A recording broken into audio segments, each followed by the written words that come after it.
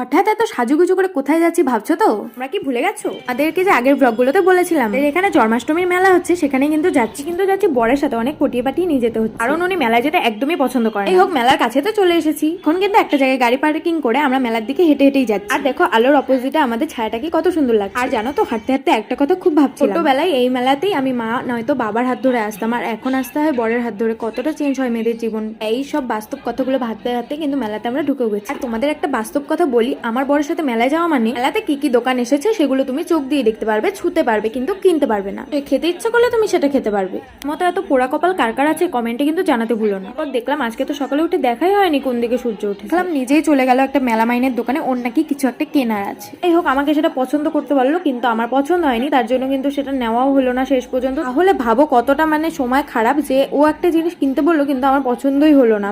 ও মন থেকে চাই না যে আমি আসলে মেলা থেকে কিছু কিনি। এই হোক, আগে না খুব